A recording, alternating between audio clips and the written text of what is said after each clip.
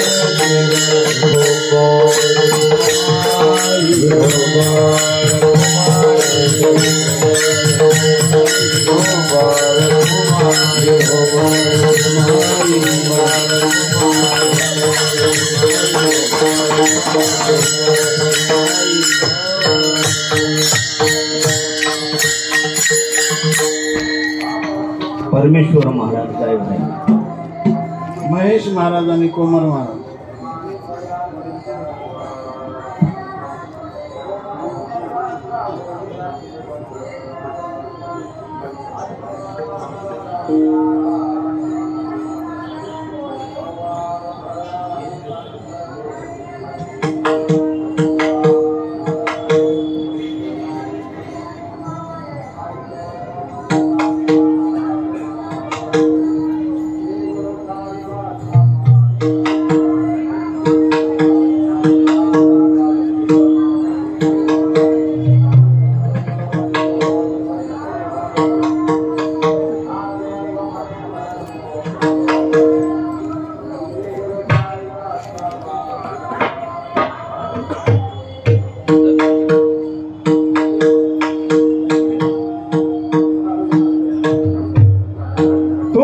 संत माय बाप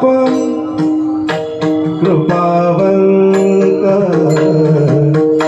कृपावंत तुम्ही संत माय बाप कृपावंत कृपावंत तुम्ही संत माय बाप कृपावंत कृपावंत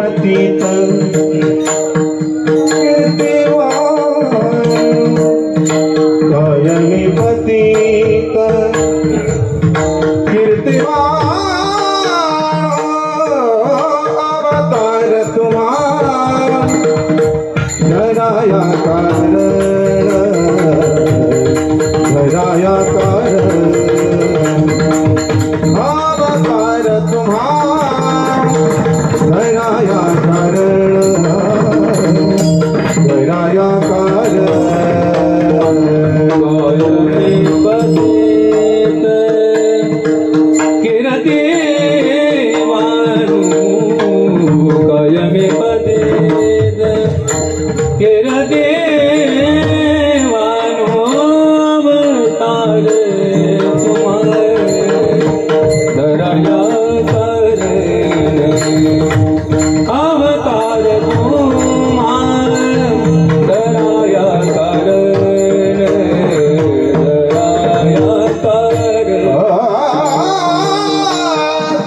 संत माय बाप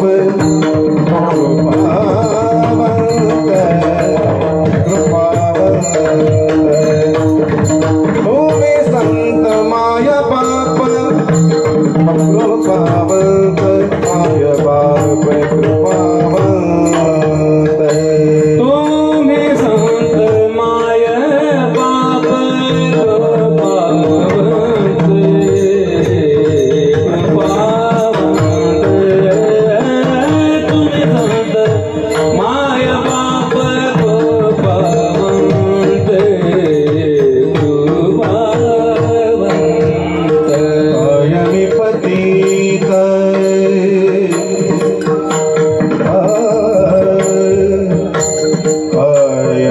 पतित कीर्तिवाणो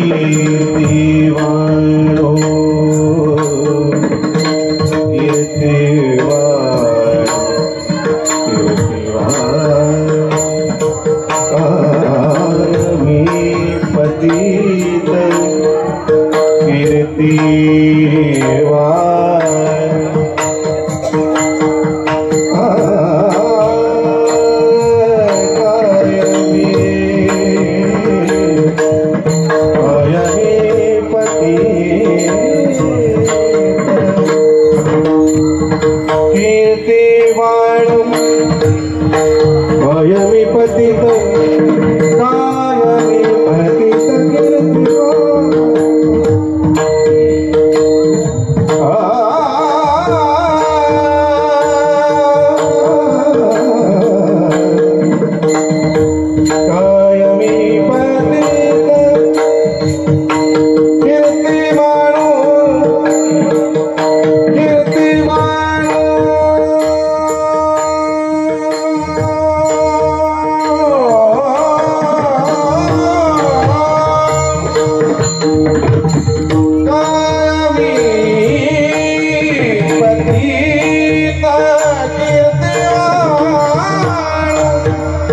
कायमी पतित कीर्तिवाणो कीर्तिवाणो अवतार तुम्हारा धराया कारण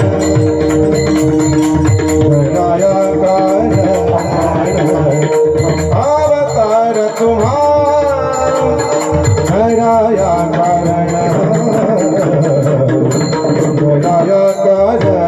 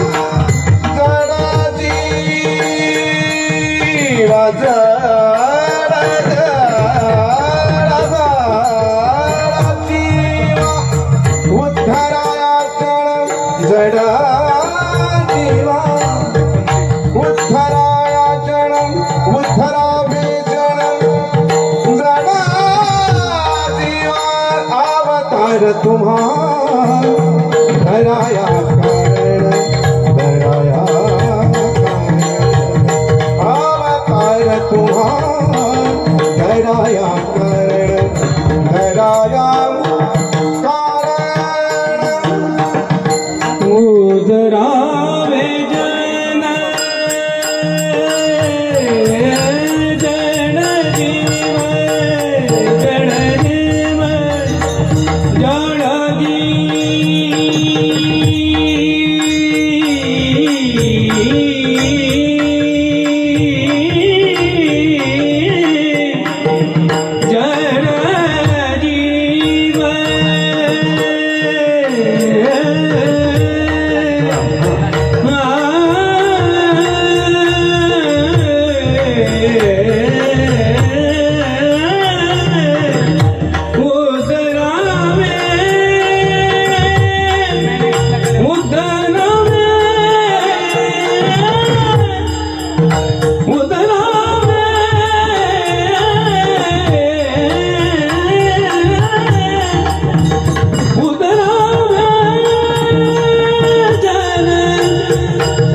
जीव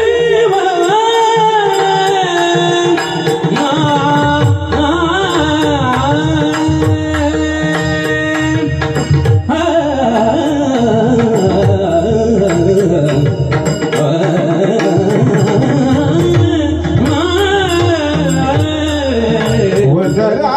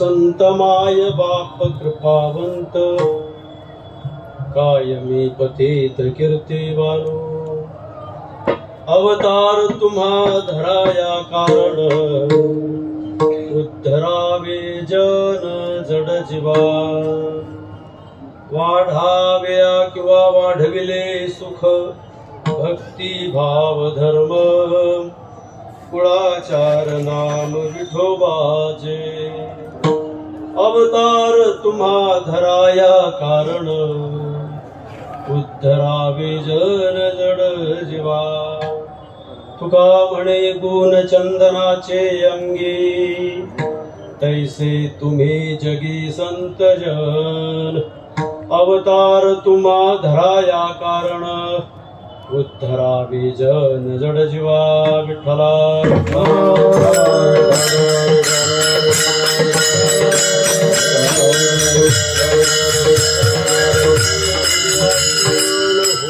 सकळ विद्यांचे अधिकरण हेची वंदो श्री चरण श्री गुरूंचे हे नमस्कार आता तुम्ही संत माय बाप कृपावंत काय मी पतित कीर्तिवाणू अवतार तुम्हा धराया कारण उद्धरावी जन जड जीवा संत ज्ञानदेवांच्या संजीवन समाधी सोहळ्याच्या निमित्ताने आपण इथे एकत्र आलो आणि माऊलींच्या समाधी सोहळ्यामध्ये स्वानंद सुखनिवासी सद्गुरु जोग महाराज प्रस्थापित ही वारकरी शिक्षण संस्था आणि या संस्थेमध्ये प्रतिवर्षी होणारा हा उत्सव आणि या उत्सवातली आजची माझ्याकडे आलेली चिंतन सेवा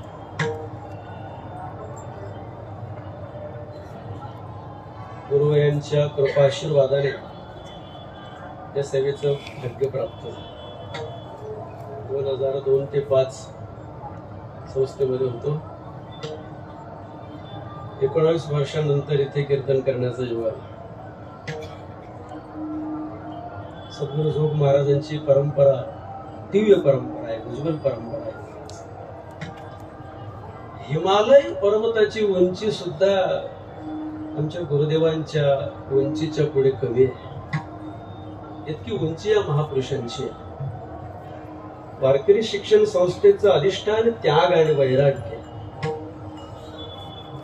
स्वतः गुरुदेव पुढे आहेत गुरुदेव पुढे आहेत उपस्थित गुरुदेवांना भक्त वृंदांना मातृशक्तीला ज्येष्ठ श्रेष्ठ सर्व सज्जनांना मनोभावे मी अभिवादन करतो आणि निरूपणाकडे येतो विठ्ठला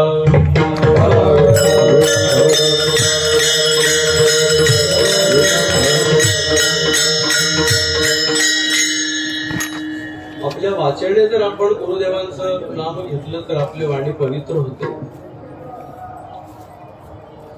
गुरुदेव व्यंकट स्वामी महाराज असतील गुरुदेव लक्ष्मणजी महाराज असतील गुरुदेव मारुती बाबा गुरु असतील गुरुदेव मामासाहेब दांडेकर असतील आणि मग त्यांच्या नंतरची ही सगळी महापुरुष मंडळी प्रातस्मरणीय वैकुंठवासी गुरुदेव मोठे बाबा प्रातस्मरणीय वैकुंठवासी गुरुदेव नथुसिंग बाबा असतील वैकुंठवासी गुले बाबा गुरुदेव निकम बाबा वैद्य बाबा शिंपी बाबा गुरुदेव सुखडू बाबा अनुरेकर गुरुदेव मारुती बाबा या सर्वांचं दर्शनाचं भाग्य मिळालं आणि आता जी गुरुदेव मंडळी आहेत पूज्य बाबा आहेत दादा आहेत सर्व शिंदे माऊली मोठे कदम माऊली ज्येष्ठ श्रेष्ठ उल्हास बाबा असतील बाबा असतील भास्कर महाराज असतील शिवाजी महाराज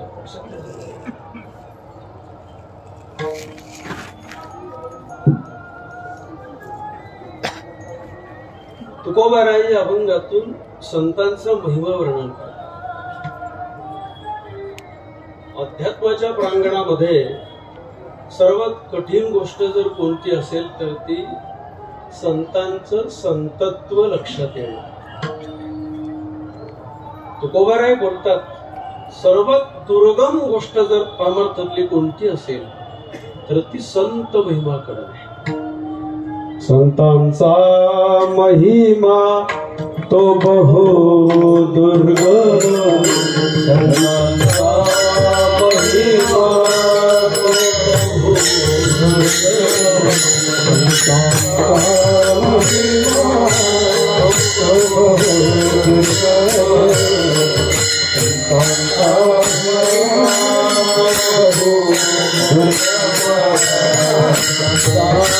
महिमा बहु दुर्गम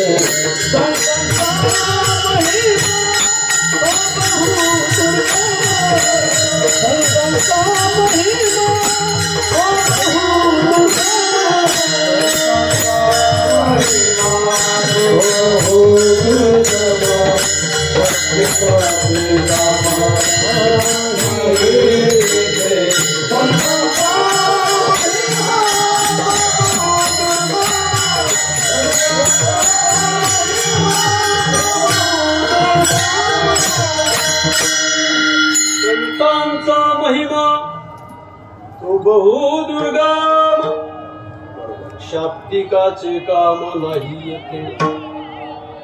इथे म्हणजे या विषयामध्ये शाब्दिक पुरेसा नाही.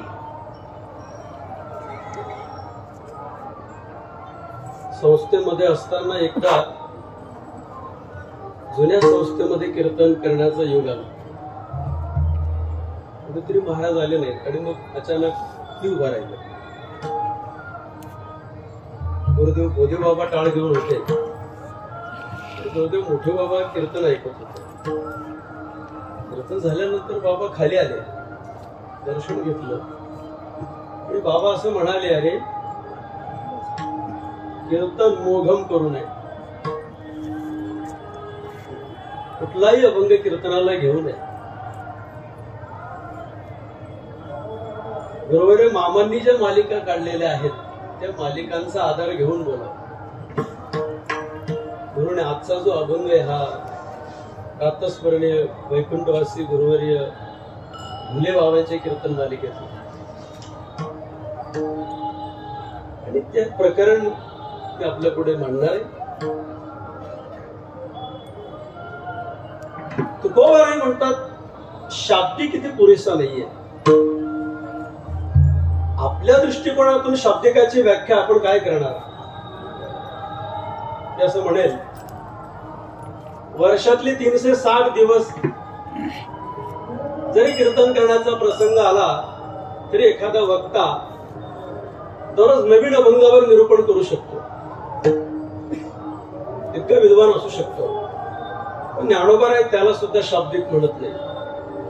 ज्ञानदेवांच्या नजरेतला शाब्दिक फार वेगळा आहे महाराज. 4-5 ओव्यांचं एक स्वतंत्र प्रकरण ज्ञानोबारायांनी 13व्या अध्यायामध्ये दिलेलं आहे. अध्यात्म ज्ञान नित्यत्वम या श्लोकावरच्या त्या काही ओव्या आहेत. अज्ञानम यदतोन्यथा 100 पेक्षा जास्त ओव्या या शब्दावर आहेत. आणि माऊलींच्या दृष्टिकोनातला शाब्दिक मी आपल्याकडे उभं करणार आहे गुरुदेवांच्या कृपा शक्तीच्या आधाराने. इथे या व्यासपीठावर उभं राहिल्यानंतर पाय थरथर कापतात. एरवी वर्षभर आपण समाजामध्ये कीर्तन करतो तो भाग वेगळा आहे, पण इथली गोष्ट वेगळी आहे. सेवाचरक कोरड पडते. इथे थरकाप होतो अंतःकरणाचा, चित्ताचा, मांड्या थरथर कापतात. हा प्रसंग थोडासा अवघड आहे, पण गुरुदेव सांभाळतील अशी मला अपेक्षा आहे. श्रीगुरूंच्या कृपेचं वैभव आपल्या वारकरी पंथामध्ये अगम्य अशा प्रकारचं आहे. साधकाने गुरुदेवांच्या चरणावर फक्त नतमस्तक व्हावं आणि आपली सेवा रुजू करावी, याच्या पलीकडे त्याने काहीच करू. ज्ञानोबा म्हणतात शाब्दिक कोण आहे. विवरण वाचस्पती वेदांत नाथांच्या भागवतातली उभी आहे. शास्त्र जाणे वार्तिकात तेढे प्रस्थाने मूर्तिमंत पुढे तिष्ठत योग्यत्वे. विवरणात्मक ग्रंथाचं निरूपण करण्यामध्ये निष्णात आहे. ग्रंथांचे काही प्रकार पाडले शास्त्रकारांनी. स्मृत ग्रंथ, विनिर्गत ग्रंथ वगैरे शतकोटीमध्ये येऊन गेलेले.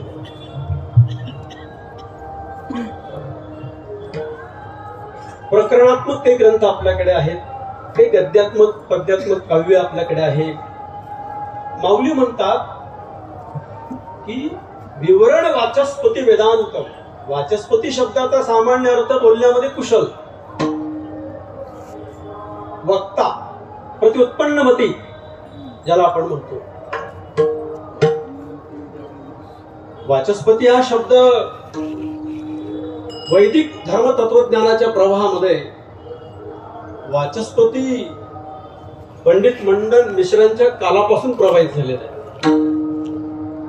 ज्ञानोबा म्हणतात तो वाचस्पती आहे, वार्तिक जाणतो. वैदिक तत्वज्ञान ज्या ग्रंथामध्ये सामावलेला आहे त्या ग्रंथातला जो क्लिष्ट भाग आहे तो सामान्य बुद्धीला गोचर होत नाही. त्याचं आकलन होण्याकरता महापुरुषांनी त्या सूत्रांचं विश्लेषण केलेलं आहे. सूत्रातला डीप भाग लक्षामध्ये येण्याकरता त्याचं जे अनालिसिस केलं जातं त्याला वार्तिक असं म्हणतात. त्याची व्याख्या पण आपल्याकडे आहे. भुक्त, अनुक्त आणि विरुक्त वाङ्मयामध्ये दोष आणि गुण काय आहेत याचं समीक्षण करून त्याचं मोकळ्या पद्धतीने विश्लेषण ज्याच्यामध्ये केलं जातं त्याला वार्तिक अशी संज्ञा आहे. माऊली म्हणतात तो वार्तिक जाणतो. वेदांताच्या तत्वज्ञानाच्या अभ्यासाला प्रारंभ करायचा असेल तर प्रामुख्याने 3 ग्रंथांच्या द्वारा करावा लागतो. वेदांत शास्त्राची प्रस्थानत्रयी आपल्याला माहिती आहे.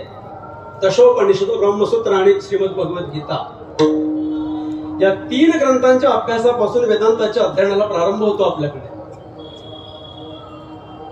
ब्रह्मसूत्राचा त्याचा दांडगा अभ्यास आहे. श्रीमद भगवद्गीता त्याची पाठ आहे आणि उपनिषदांचा पण तो अभ्यास करतो. वारकरी पंथाची प्रस्थानत्रयी श्रीमद भगवद्गीतेवरील श्री ज्ञानदेवांची भावार्थ दीपिका, प्राकृत भाषेत टीका, मराठी टीका, ज्ञानेश्वरी, तकोपनिषद, महाराष्ट्रातील वेदाचा 5वा अवतार म्हणजे गाथा आणि श्रीमद भागवताच्या 11व्या स्कंदावरील 15व्या शतकामध्ये शांतीब्रह्म एकनाथ महाराजांनी जी मराठी टीका केली, एकनाथी भागवत, त्या 3 ग्रंथांना वारकरी संप्रदायाची प्रस्थानत्रयी असं म्हटलेलं आहे. 3ही प्रस्थाने मूर्तिवंत प्रत्यक्ष त्याच्या समोर उभी राहतात एवढी त्याची योग्यता आहे. कर्मकांड तरी जाणे मुखोद्गत पुराणे, सगळे ओळी आपण इथे लावून घेऊ. वेदामध्ये 70% भाग कर्मकांडाचा आहे. जवळजवळ कर्मकांडाने वेद बराच व्यापलेला आहे. माऊली असं म्हणतात की तो कर्मकांडामध्ये निपुण आहे, कर्मकांड तरी जाणतो. एरवी ज्ञानेश्वर महाराजांच्या ओव्या जर आपण बघितल्या तर ज्ञानोबाने म्हणतात की कर्माच्या बाबतीमध्ये येत मोहिले गा क्रांतदर्शी, विचक्षणासारखी ते संभ्रमात पडतायत. कर्माच्या फील्ड मध्ये बुद्धिमंत कन्फ्युज होत आहेत. किम कर्म कवयोप्यत्र मोहिता तत्ते कर्म प्रवक्ष्यामि यज्ञात्वा मोक्षसे कर्म म्हणिपेते अथवा अकर्मिकाय लक्षण. कर्मकांडामध्ये आचमनाकरता पाणी किती घ्यावं याचं शास्त्र आहे. माश मात्रेण कमी अधिक झालं तर मद्यप्राशन केल्याचं पातक लागतं आपल्याला. पण तो कर्मकांड जाणतो. मी मला बरंच पुढे जायचं आहे. माझी विनंती आहे व्यासपीठावरून असे असेल, वारकरी संप्रदायामध्ये प्रवेश करून आणि सद्गुरू जोग महाराजांच्या प्रवाहाचं पायकत्व स्वीकारून 4 वर्ष जोग महाराजांच्या परंपरेमध्ये गुरुदेवांच्या समोर बसून ज्ञान ग्रहण करणाऱ्या साधकाने मला कधी कधी वाईट वाटतं की आपली काही मंडळी कर्मकांडाकडे वळलेली आहे. लग्न लावणं वगैरे विधी करणं आपला अधिकार, ते आपल्या अनधिकार क्षेत्रातले. माझी विनंती, आपण सिंहाचे छावे आहोत, जोग महाराजांच्या आपण पठ्ठे आहोत. ज्ञानेश्वरी पाठ करा, कथा पाठ करा, भागवत पाठ करा, संत वाङ्मयाचं विश्लेषण करा, समीक्षण करा, अभ्यास करा. संतांच्या विचाराचं प्रामाणिकपणे प्रचार आणि प्रसार करा. काही कमी पडणार नाही. कर्मकांडाकडे जाण्याची आवश्यकता नाही, आपण त्याचे अधिकारी नाही. कर्मकांडाचा अधिकार फक्त विप्रवरांना दिलेला आहे, ब्राह्मण कुलोत्पन्नांनाच दिलेला आहे. कर्मकांड तरी जाणे मुखोद्गत पुराणे, 18 पुराण आपल्याकडे आहेत. एक श्लोकामध्ये सगळी येऊन गेलेली आहेत. मद्वयम भद्वयम मत्स्य मार्कंडे ब्रह्म ब्रह्मवैवर्त ब्रह्मांड भारत भविष्य वराह वायू विष्णू वामन नारद अग्नी वगैरे सगळे आलेले 18 पुराण त्याने पाठ केलेली आहे. मुखोद्गत पुराणे. आणि ज्योतिषशास्त्रामध्ये तो इतका निष्णात. ज्ञानोबा काय वर्णन करतायत तुला, केवढी मोठी इमारत ज्ञानेश्वर महाराज उभी करतायत हे मला सांगायचं आहे. ज्योतिषी तो म्हणे तैसेची होय. अलीकडच्या काळामध्ये उद्या पाऊस पडेल इतक्या भागामध्ये ते पंजाबराव काय त्याचं नाव ते पावसाचा अंदाज देतात. पण ज्ञानोबा म्हणतात याचा अंदाज इतका अचूक आहे. या जिल्ह्यामध्ये या तालुक्यामध्ये या गावामध्ये इतका मिली पाऊस पडेल असा अचूक ज्योतिषी तो म्हणे. जन्माच्या वेळेला आकाशामध्ये ग्रह आणि नक्षत्रांची जी स्थिती असते त्याच्यावर ज्योतिषांचं भाकीत वर्तवलं जातं. वारकरी संप्रदायाची दीक्षा घेणाऱ्या माणसाने ज्योतिषापुढे आपले हात पसरवू नयेत. ज्या वेळेला माझ्या वाचण्यामध्ये गाथ्यातला एक अभंग आला तुकोबारायांचा की ज्योतिषाच्या अंगाने ज्योतिषाच्या आधाराने भविष्यामध्ये होणाऱ्या घटनांची नांदी जी सांगतात ते शकून सांगायला जातात भूत भविष्य आणि वर्तमानाबद्दल, त्यांचा आम्हाला कंटाळा. सांगो जाणती शकून भूत भविष्य वर्तमान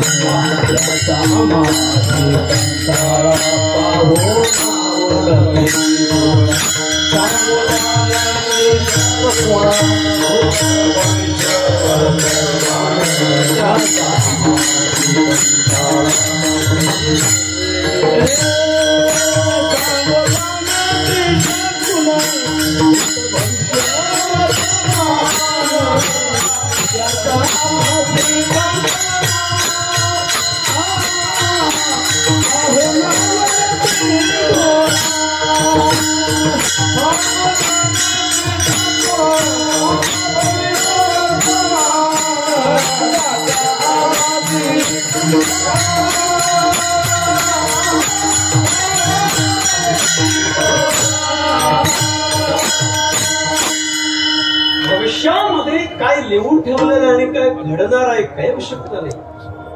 जीवनाचा प्रवास प्रारब्ध बलाने होत असतो. ज्ञानोबारायांनी मत ज्योतिषशास्त्र स्वीकारलंय. ज्ञानोबाराय ज्योतिष मानतात. ज्योतिषी तो म्हणे तैसेची होय. तो ज्योतिषशास्त्रामध्ये निष्णात आहे. शिल्पी अति निपुण. शिल्पकलेमध्ये तो कुशल आहे. वस्तूवर आपल्याकडे असलेलं स्किल कौशल्याने तो करामत करतो, कारागिरी करतो. शिल्पी अति निपुण. सुपकर्मी ही प्रवीण. स्वयंपाकामध्ये विशारद. प्रवीण शब्दाचा अर्थ आहे विशारद. गीतेच्या पहिल्या अध्यायामध्ये होऊन गेलेला युद्ध विशारद हा विशारद शब्द तिथेच कनेक्ट होतो. ज्या क्षेत्रामध्ये आपण विशारद आहोत त्या क्षेत्रातल्या प्रत्येक शंकेचं निरसन आपल्याला करता आलं पाहिजे. तरच विशारद शब्दाची कनेक्टिव्हिटी आहे. प्रवीण शब्द म्हणजे तो स्वयंपाक कलेमध्ये निपुण आहे. विधी. अथर्ववण. हाती आथी शब्द वापरला जाणार. अथर्व वेदामध्ये जो काही भाग आहे त्याच्यामध्ये आपण मला वाटतं बरेच प्रकार येऊन गेले. त्याच्या कंसामध्ये जारण मारण उच्चाटन वगैरे गोष्टी तो व्यवस्थित विधी करतो. सुपकर्मी ही प्रवीण अशा गोवे ज्ञानोबा यांनी तिथे दिलेले आहे. कोक नाही ठेले. कोक शास्त्र आहे. मी ज्ञानेश्वरी सार्थ ज्ञानेश्वरीवर त्याचा अर्थ बघितला. कोक शास्त्राचा समानार्थी शब्द आहे कामशास्त्र. पूर्वीचं होतं वात्सायन यांचं कामसूत्र आणि कामशास्त्र. नंतर मग कोक नावाच्या ऋषींनी रचलं म्हणून त्याला कोक शास्त्र म्हणतात. प्रजोत्पादनाच्या बाबतीमध्ये याचा उपयोग केला जातो. सात्विक मुलामुलींचं प्रजोत्पादन व्हावं असं ज्या माता पित्यांना वाटत असेल त्याने या शास्त्राचा क्रस्ताश्रम स्वीकारल्यानंतर आश्रय घ्यावा. परमार्थामध्ये काम प्रतिबंधक नाही, परंतु तो धर्म अविरोधी पाहिजे. गीतेच्या 10व्या अध्यायामध्ये विभूती योग सांगताना भगवान असं म्हणतात, कंदर्पाणा काम मी नाही. प्रजननाच्या प्रक्रियेमध्ये तो काम मी आहे. धर्मानुकूल असेल तर, धर्माला अनुकूल असेल तर. कोक शास्त्रामध्ये तो निष्णात आहे, सगळ्या प्रश्नांची उत्तर देणार. मुख्य नाही केले 1,00,000 श्लोक महाभारताचे त्याचे मुखोद्गत आहे. आगम आणि निगम दोन स्वतंत्र शब्द आपल्याकडे आहेत. वेदाच्या नंतर या दोन शब्दांचा क्रम लागतो. आगमामध्ये तंत्र आहे. आगमाचे प्रकार आहेत त्याच्यामध्ये, वैष्णव आगम, शैव आगम, शाक्त आगम. सगुण उपासना करत असताना आपल्या उपास्याला जर आपल्याला प्रसन्न करायचं असेल तर त्या पूजेची सामग्रीची मांडणी कशी करावी या आगमामध्ये येऊन गेलेले आहे.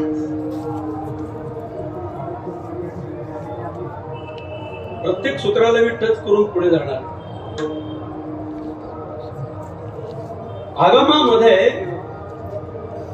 आगमामध्ये तत्वज्ञान आहे. आपल्या वारकरी तत्वज्ञानाचा उगम ज्ञानेश्वरीतल्या ओबीच्या आधाराने जर आपण बोललो, शेर सिंधूच्या परिसर शक्तीच्या कर्णकुहरी, इथून आपला उगम झालेला आहे तत्वज्ञानाचा. परंतु मधल्या काळामध्ये लोपलं ते तत्वज्ञान. नष्ट होत नाही, अध्यात्म नष्ट होत नाही, त्याच्यावर मरगळ येते, काळीमा येते, काजळ येते. नेणो कैसा मोह वाढीन झाला 4थ्या अध्यायामध्ये ज्ञानोबाराय बोलतात, एवं परंपरा प्राप्त याची श्रृंखला बघून घ्या. आणि इसवी सनाच्या 8व्या शतकामध्ये या भारतामध्ये अवैदिक विचारधारेचा सुळसुळाट जेव्हा व्हायला लागला, त्यावेळेला हिमालय पर्वताच्या हिम टेकडीवर भगवान शंकरांनी स्वतः प्रगट होऊन काही सूत्र लिहिली असं चिंतन सापडलं. त्यांना शिवसूत्र अशी संज्ञा आहे. उन्मेष नामक 77 सूत्र त्या टेकडीवर लिहिली. आणि इसवी सनाच्या पूर्वी, इसवी सन पूर्व शब्दाचा अर्थ असा आहे, येशू ख्रिस्तांच्या जन्मापूर्वीची कालगणना ईसा पूर्व म्हटली जाते आणि येशूंच्या जन्मानंतरची कालगणना ईसा नंतर म्हटली जाते. भगवान शंकर पंडित अभिनव गुप्तांच्या स्वप्नामध्ये गेले, उठा, अवैदिक प्रभाव वाढायला लागले, वैदिक धर्माला काट बसण्याची वेळ आली. या सूत्रांना जमा करा, त्यांचं संकलन करा, कलेक्शन करा आणि याचं परत विश्लेषण करा. महान विचारवंतांच्या लेखामध्ये वाचण्यात आलेलं आहे. त्या शिवसूत्रांचाच विस्तार ज्ञानोबारायांनी ज्ञानेश्वरीत केलेला आहे. मच्छिंद्रनाथांनी जी शाबरी विद्या निर्माण केली, त्या शाबरी विद्येचा विस्तार म्हणजे ज्ञानेश्वरी आहे. जगत कल्याणाकरता ही विद्या आहे. माझा मुद्दा आहे आगम शब्दावर मी बोलतोय. आगम आणि निगम सगळं इतकं सूक्ष्म अवलोकन त्याने केलेलं आहे, इतका अभ्यास त्याचा दांडगा आहे. नित्य जात सुजे ज्ञानोबाराय म्हणतात, नीती आणि नैतिकतेच्या गप्पा मारण्यामध्ये इतका पुढे गेलेला आहे. नीतीचं तत्वज्ञान इतकं सुंदरपणे मांडतो, मांडणी करतो. मी ते दुपारी चिंतनाचे संदर्भ बघत असताना आपली ज्ञानेश्वरी बघितली ना, जुन्या ज्ञानेश्वरीच्या प्रस्तावनेमध्ये काही भाग होते. ज्ञानदेवांचा गीतेकडे पाहण्याचा दृष्टिकोन. गीता हे कोणत्या प्रकारचं शास्त्र आहे? प्रयोग प्रधान आणि विचार प्रधान दोन शास्त्र तिथे पूर्णाम गुरु सद्गुरु मामासाहेब दांडेकरांनी त्या प्रस्तावनेमध्ये दिलेली आहे. प्रस्तावना सुद्धा एक प्रबंध आहे. एवढी प्रस्तावना आहे तेवढी.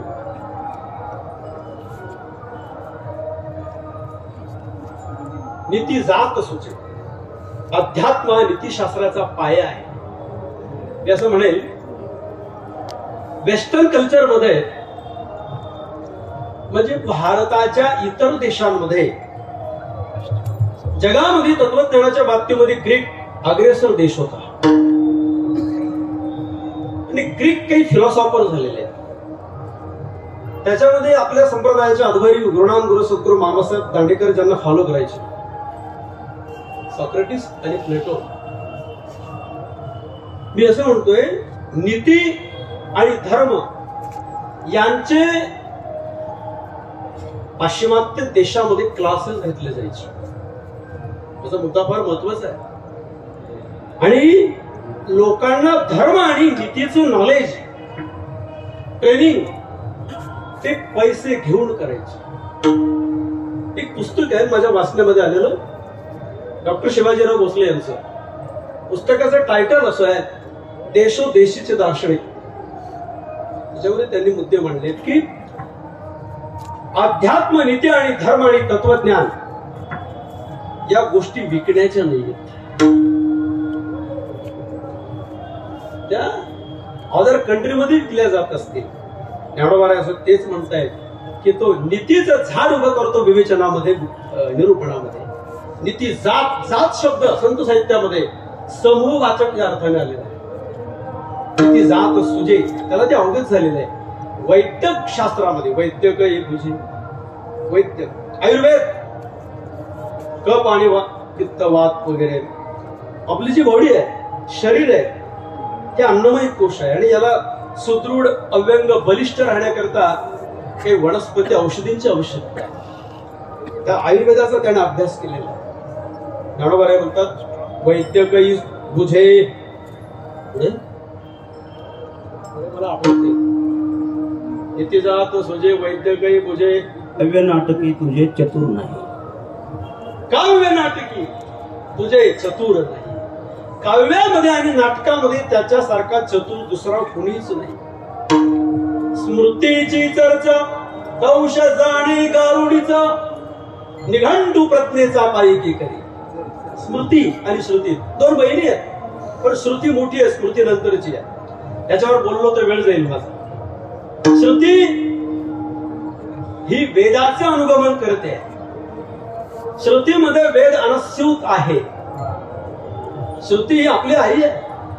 नाही श्रुती परवते अहितापासून काढिते, हित देवोनी वाढविते. नाही श्रुती परवते मामुली जगा. श्रुती आणि तिची स्मृती. पण श्रुतीतल्या घटना सिद्धांत परिवर्तनीय नाहीत. स्मृतीच्या घटना बदलतात. कालांतराने कालप्रवाहामध्ये संविधानातले मुद्दे बदलवण्याची तरतूद आहे. तसं स्मृती कालांतराने बदलते, ती कालबाह्य होऊ शकते. श्रुती कालबाह्य होऊ शकत नाही. विठला विठला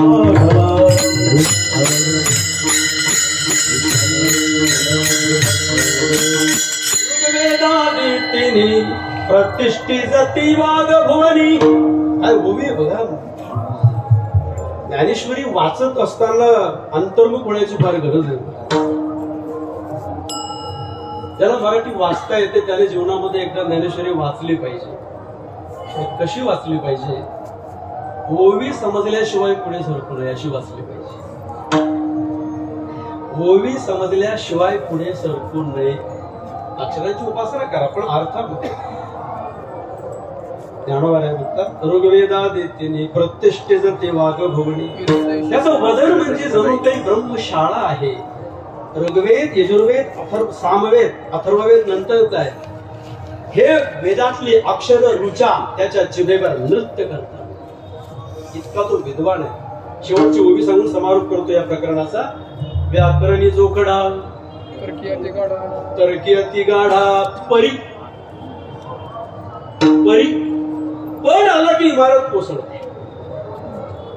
एखाद्याचं वर्णन करत असताना आणि आणि आणि आणि आणि आला पाहिजे. पण आला की उभी केलेली इमारत कोसळते. परी आत्मज्ञानी पुढा जन्मा. आत्मज्ञानाच्या बाबतीमध्ये तो जात्यांत आहे, तो जन्मांत आहे. एखाद्याचं वर्णन करत असताना आणि या उभयांगी अवयवाची योजना झाली पाहिजे. पण आला की विशेष पण इमारत कोसळते. दृष्टांत फार सुंदर दिले. अलंकारांना महत्व तेव्हाच आहे ज्या वेळेला धड जागेवर, डोकं जागेवर.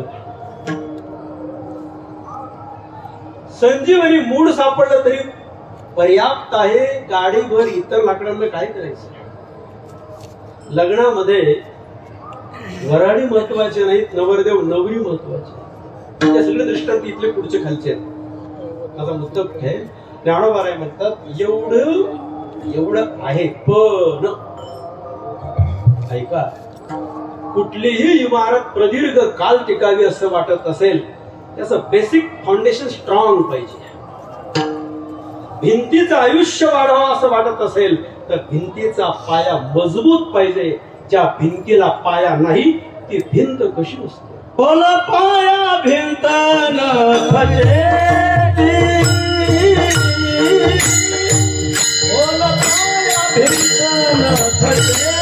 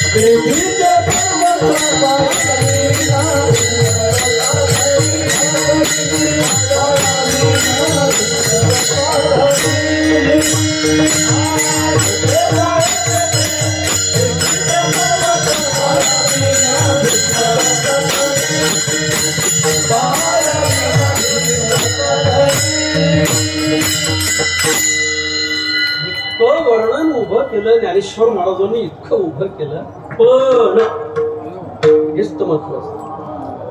अध्यात्माची नजर महत्वाची आहे.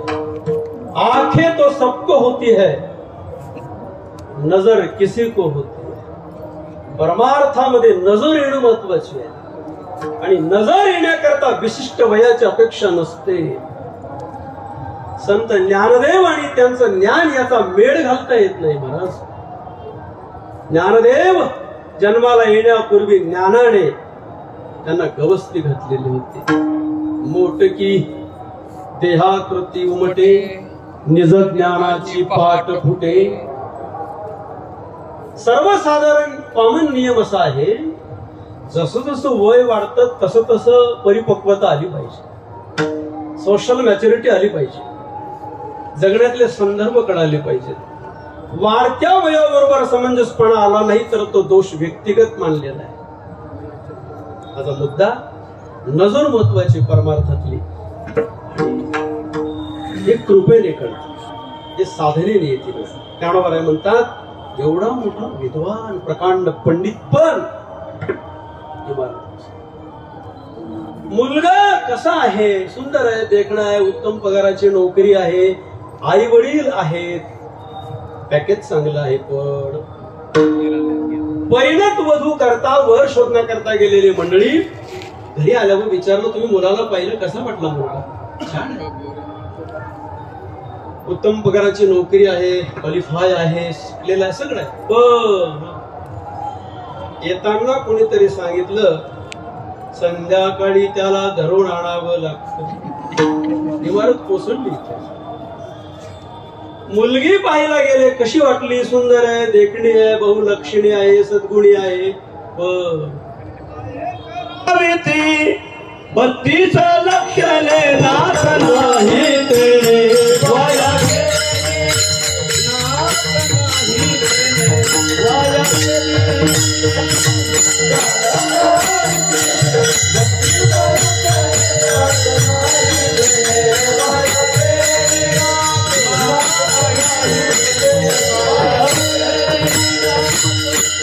ज्या प्रमाणामध्ये नाक शब्दाचा अर्थ तुकोबारायांना स्त्रीच्या शरीरावर जे हाडा मांसाचं नाक असतं ते अभिप्रेत नाहीये.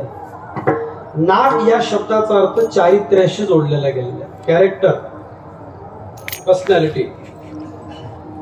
काय उपयोग आहे? ज्ञानोबाराय म्हणतात ते आत्मज्ञानाची परतत्वाला स्पर्श करण्याची नजर नाहीये. अध्यात्म ज्ञान नित्यत्व पहिले होय बघा. परमात्मा एक असे ते दया ज्ञानास्तव बस. या जगातल्या भौतिक ज्ञानाला ज्ञानोबाराय ज्ञान म्हणायला तयारच नाही. हे भवस्वर्ग म्हटलंय त्याला. या फिजिकली लाईफ मध्ये तुम्हाला जेवढं ज्ञान होतं ते ज्ञान शब्दाला पात्र नाही, ते इन्फॉर्मेशन आहे, ती माहिती आहे, ते नॉलेज नाही. ज्ञानोबाराय म्हणतात ज्ञान जगामध्ये एकच आहे, नॉलेज ऑफ द सेल्फ. मी कोण आहे, माझं मला ज्ञान झालं पाहिजे आणि ही नजर आली पाहिजे. बाकी काय करतात? कोण करावा विचार, करावा विचार,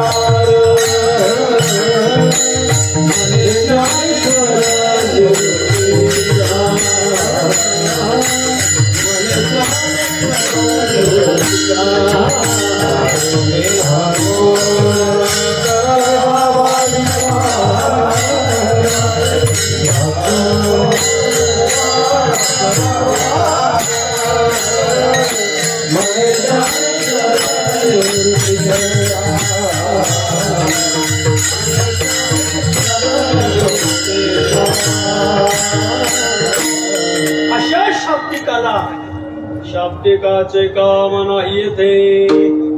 प्रसूती कालामध्ये होणाऱ्या वेदना अपत्यांना प्रसवणाऱ्या स्त्रीला कळत नाही. विद्वानाची योग्यता विद्वानालाच कळते, पहिलवानाची ताकद पहिलवानालाच कळते. संतत्वाचं आकलन होण्याकरता अंगी संतत्व बाणावं लागतं, तरीच महिमा. संत कोणाला कळत नाही हा माझा मुद्दा आहे. ब्रह्मदेवाला सुद्धा संतत्व न कळे साचार. चतुरानन चार आहेत मुख, ज्याला मराठी व्याकरणामध्ये बहुव्रीही समास असतो. चार आहेत. आपल्या चारही मुखातल्या चारही वाण्या ब्रह्मदेवाच्या संत वर्णनाच्या बाबतीमध्ये गप्प बसल्या. संतांच्या वर्णनाचा विषय आला की ज्ञानोबाराय असं म्हणतात, विश्वगुरु निवृत्तीनाथ महाराजांचं वर्णन जेव्हा ज्ञानोबाराय करायला सरसावतात तेव्हा माऊली म्हणतात की आम्हाला दोघांना एका पंक्तीला बसावं लागतं, वेदाला आणि मला दूध पिळावं लागतं. अवघड विषय. ब्रह्मदेवाला संतांचं आकलन झालं नाही. संतांचा महिमा कोण जाणे सीमा, सिनला तो ब्रह्म बोलवेण. ब्रह्मदेवाला संत कळाले नाहीत, कळण्याकरता तर तो सोपान ब्रह्म सोपान. चार वेद आणि 6 शास्त्र उभे राहिली सभेमध्ये. त्याने हात जोडून कबुली दिली.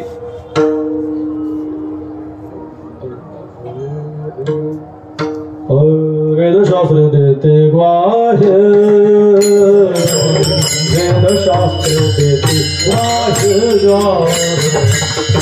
वेदशास्त्र देते ग्वाह्य,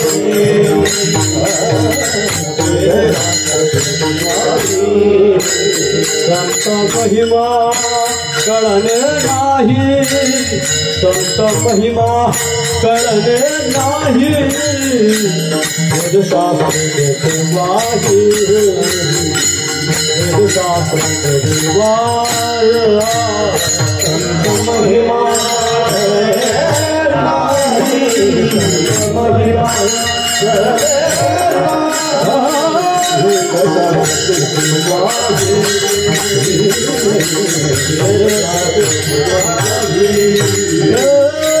थोर संतांचा महिमा न करे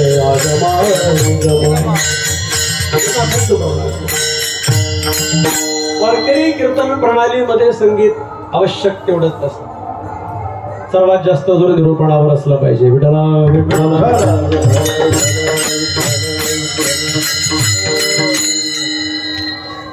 लोक ऐकण्याकरता आलेले आहेत. वेदशास्त्रे देती थोर संतांचा महिमा न कळे आगमान. भगवान परमात्म्याला सुद्धा संत कळत नाही. नाथ बाबा बोलतात थोर संतांचा महिमा न कळे मेघश्यामा. का कळत नाही संत? कोणाला कळत नाही आणि मग आपल्याला कसे कळतील? असं कोणतं साधन आहे की त्या साधनाच्या द्वारा संतत्वाचं आकलन होईल? श्री गुरूंचे महिमान आकळीते के असे साधन अवस्था. हे जाणवणे ज्ञानोबा म्हणतात गुरूंच्या वर्णनाच्या बाबतीमध्ये आपल्या बुद्धीचे फवारे उडवू नये. प्रज्ञेचे अथिलेपणे श्री गुरु सामर्थ्या रूप करू म्हणे तरी ते मोतियासे भिंग देणे तैसे होईल. स्वाती नक्षत्रामध्ये शिंपल्यामध्ये पाऊस पडला की मोती त्याला पैलू पाडण्याची आवश्यकता नसते. श्रीगुरूंचं महिमा काय वर्णन करायचं? चारही वाण्या बंद करतात. एवढे जिये महिमेचे करणे ते वाचा बळे वानुमी कवरे का सूर्याचे अंगा उठणे. सूर्याला स्नान घालायचं कोणतं उठणं लावणार आणि कधी जाणार तुम्ही? शक्य नाही. अगाध महिमा आहे. त्यांचं वर्णन करायचं असेल तर कसं करायचं? ज्याला गया का निमूटपणे नम्रता धारण करायची. संतांचा महिमा तर कळावा पाहिजे. कसा कळेल आपल्याला? वर्णन करत असताना संतांचं कौतुक करत असताना त्यांना उपमा द्यायच्या कोणत्या? संतत्व उपमेच्या पलीकडे आहे. त्या पृथ्वीवरचा कुठलाही पदार्थ संतांच्या उपमेला येत नाही. विठला विठला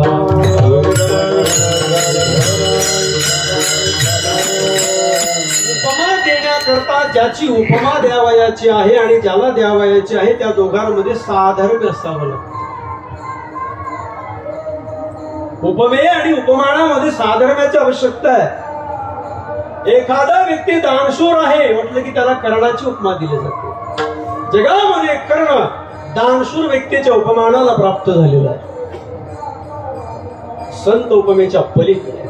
पण तरी सुद्धा आपण संतांना उपमा देऊ. संतांना आपण सूर्य म्हणू. संत सूर्यासारखे असतात.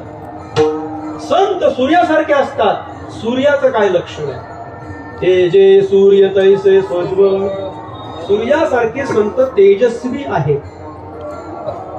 संतांच्या ठिकाणी असणार तेज कोणतं आहे? तपो तेजाची आराशी. नष्टिक ब्रह्मचर्य व्रताचं संयमी जीवन जगण्याचं एक तप आहे. संतांच्या ठिकाणी तेज वलयाने ते युक्त असतात. तेजाचं वलय त्यांच्या अवतीभोवती असतं. सूर्याच्या ठिकाणी तेज आहे. तो तेजस्वी आहे. तो जगाला प्रकाश देतो. उपकारक आहे. परंतु सूर्याच्या तेजाचा अस्त होतो. तो मावळतो. तो पश्चिमेला आल्यानंतर तो मावळतो सायंकाळच्या वेळेला. संतांच्या तेजाचा कधीही अस्त होत नाही. तुकोबारायांचं छोटस सूत्र आहे. त्यांच्या तेजाना अस्त. त्यांच्या तेजाचा अस्त कधी होत नाही संतांची. आपण चंद्राची उपमा देऊ. परंतु चंद्राच्या ठिकाणी सुद्धा एक उणीव आहे. चंद्र फक्त महिन्यातून एकच दिवस पूर्ण असतो. संत सर्व काळ पूर्ण असतात. चंद्र संपूर्ण एखादी वेळ हे सदा. आपण संतांना मेघाची उपमा देऊ. मेघ काय करतो? मेघ पाण्याचा वर्षाव करतो. वर्षाव करत असताना भेदभाव करत नाही. ही जागा अगदी स्वच्छ आहे आणि ही जागा अगदी घाणेरडी आहे. घाणेरड्या जागेवर पाऊस पडायचा नाही. स्वच्छ जागेवर खूप पडायचा. असा भेद कधी मेघाने केला? विचारित मेघ हगंदारी मेघ हगंदारी मेघ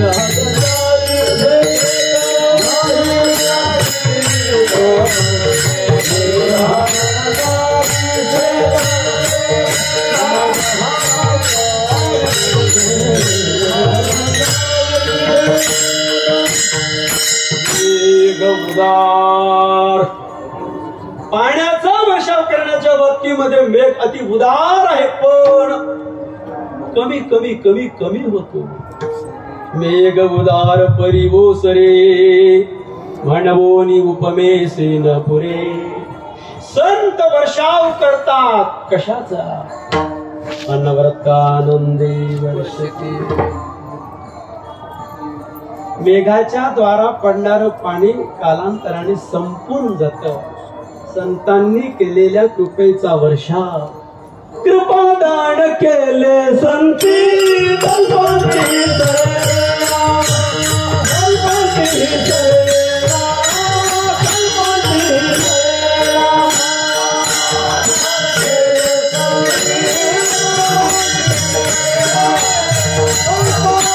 सरेला. कृपादान केले संती कल्पांती सरेला, कल्पांती सरेला, कल्पांती सरेला. कृपादान केले संती कल्पांती सरेला,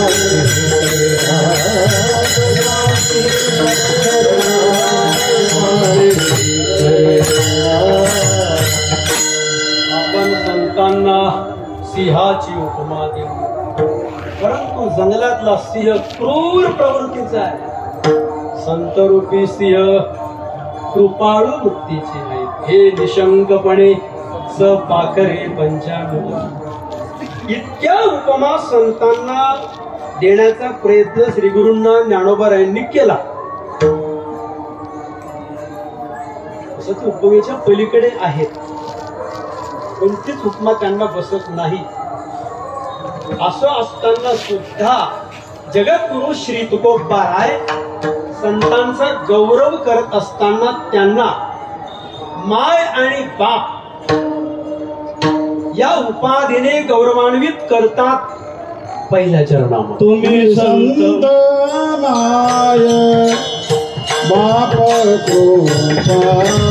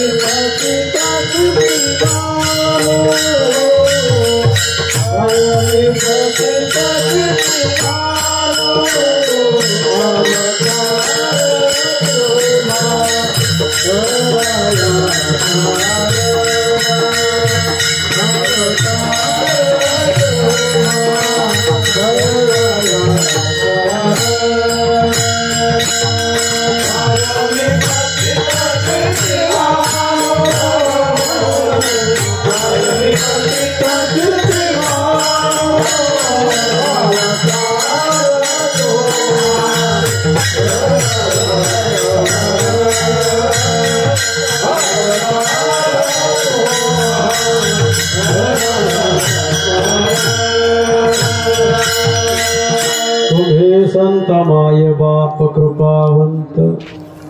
ज्या बाबतीमध्ये ज्ञानेश्वर महाराजांनी माघार घ्यावी त्या बाबतीमध्ये तुकोबारायांनी धारिष्ट कसं करावं. परंतु जगद्गुरु श्री संत तुकोबाराय जरी संतांना मायबापाची उपाधी देत असतील तरी सुद्धा ज्ञानेश्वर महाराज म्हणतात तुकोबाराया मायबापांची उपमा देणं सुद्धा संतांना यथार्थ नाही, ती सार्थक नाही, कारण ती औपाधिक उपमा आहे. मी जर माझ्या श्रीगुरु निवृत्तीनाथ महाराजांचं स्तवन करत असताना माझ्या निवृत्तीनाथांना मी जर आई बापाची उपमा दिली तर ती यथार्थ उपमा होत नाही, कारण त्या उपमेमध्ये बिटाळ आहे. आणि बाप तो माय ही बोली ना स्तुती होय, डिंपोपाधिका हे बिटाळ जेथे. तिथे लहान बाळाची उपाधी आहे. संत उपमेच्या पलीकडे तुकोबाराय संतांना माय आणि बापाची उपमा देतात, परंतु हा मायपणा आणि बापपणा हा सापेक्ष आहे.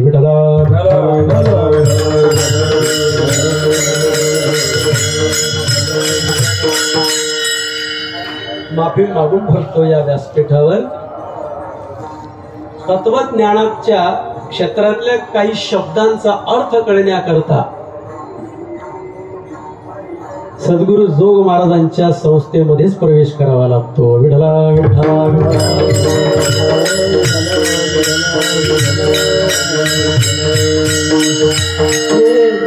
घरी पुस्तक वाचून ही उंची वाढत नाही. बघा कळलं.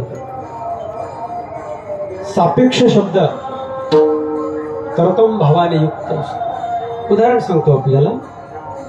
एखादी मुलगी लग्नाच्या पूर्वी तिचं नाव लिहित असताना कुमारी लिहिल, परंतु ज्या वेळेला ती विवाहाच्या बंधनामध्ये अडकली, विवाहोत्तर तिला जर तिचं नाव लिहायचं असेल तर ती आपल्या नावापुढे सौ शब्दाची योजना करते. मुलीचं रूपांतर पत्नीमध्ये होतं की आता पत्नी झाली पण आई नाही झाली. तिला जर आई व्हायचं असेल तिला एक प्रोसिजर पूर्ण करावी लागणार. तिला आपल्या उदरातून अपत्य प्रसवावं लागेल तरच ती आई संज्ञेला प्राप्त होईल. दोन मित्र गप्पा मारत होते. एका मित्राने एका मित्राला म्हटलं, अरे तुझं वय काय? तो म्हटलं, माझं वय 18 वर्ष. म्हणे, तुझ्या बापाचं वय काय? म्हणे 18 वर्ष. अरे मी तुला तुझं वय विचारलं, तू 18 वर्ष सांगितलं, बापाचं वय 18 वर्ष कसं असेल? तो म्हणाला, तू मला माझ्या बापाचं वय विचार. माझा बाप झाला कधी? मी जेव्हा जन्माला आलो तेव्हा त्याला बापपणा प्राप्त झाला. म्हणजे आईपणा आणि बापपणा हा परावलंबी आहे. संत सापेक्षत्व धर्माने मोठे नसतात, ते निरपेक्षत्व धर्माने मोठे असतात.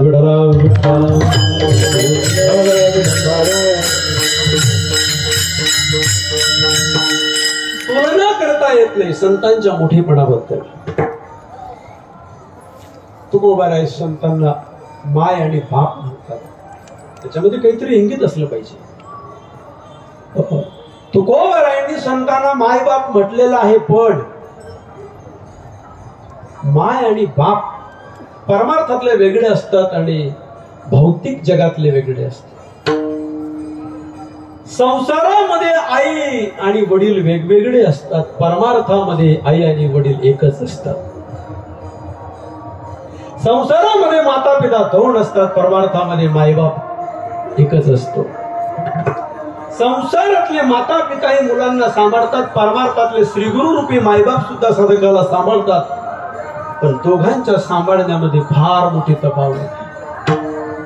तुकोबाराय बोलतात, भौतिक जगातले मायबाप आपल्या लेकरांना सांभाळत असताना मनामध्ये कोणता भाव ठेवतात? मायबापी सांभाळिती, लोभा कारणे पाळिती. परमार्थामध्ये प्रत्येकाला 5 पिता असतात आणि 5 माता असतात. संसारामध्ये प्रत्येकाला एकच आई असते आणि एकच बाप असतो. तुकोबाराय संतांना माय बाप म्हणतायत. हे लौकिक फिजिकली लाईफ मधले भौतिक जगातले माय बाप नाहीये, हे अध्यात्म क्षेत्रातले माता पिता आहेत. आणि तुकोबाराय मायबाप असं संबोधन वापरत असताना त्यांच्या पुढे फार मोठं विशेषण वापरतायत.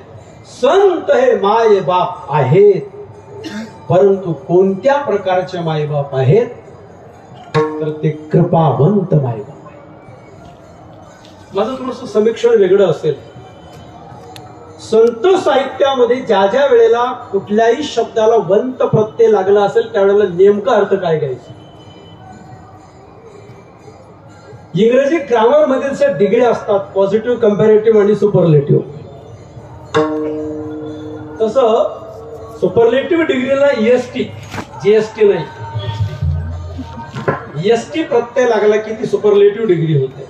Most highest, good, better, best. वंत प्रत्यय ज्या ज्या शब्दाला लागलेला आहे ते मोस्ट हायेस्ट, त्याच्या पलीकडे कोणीच नाही. तिथे तरतम भावाच्या अपेक्षा नाही. जगामध्ये संत इतके मोठे, इतके कृपावंत आहेत की त्यांच्या इतका कृपावंतपणा कोणाकडेच नाही. नाथ महाराज तर भागवतामध्ये लिहितात, कृपेला स्वतंत्र अस्तित्वच नाहीये. ती संतांच्या आश्रयाने आश्रित आहे. कृपेशी स्वतंत्र जन्म नाही, ते कृपावंत आहे. समर्थ आणि छत्रपती शिवाजी महाराजांचा गौरव करताना प्रत्येक शब्दाला वंत प्रत्यय लावून, समर्थवंत, वर्गवंत, यशवंत, कीर्तिवंत, रीतिवंत, गुणवंत, जाणता राजा.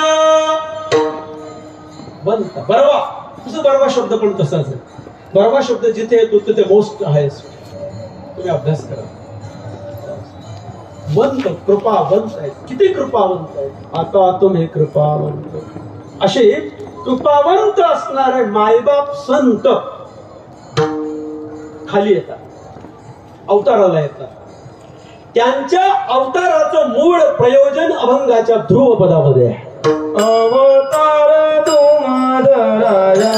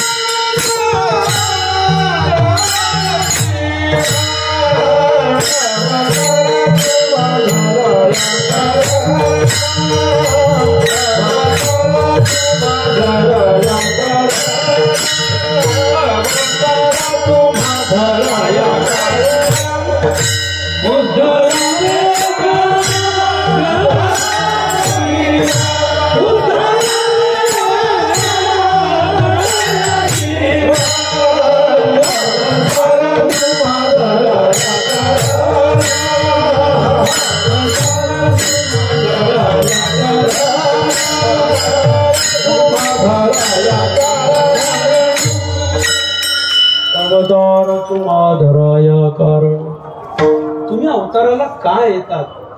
अवतार या शब्दाची व्युत्पत्ती, अव हा उपसर्ग आहे, तृतरती हा धातू आहे. अव या उपसर्गाचा अर्थ खाली, वरून खाली येण्याच्या प्रक्रियेला अवतार प्रक्रिया. संत वरून खाली येतात. ब्रह्ममूर्ती संता जगी अवतरले ब्रह्ममूर्ती संता जगी अवतरले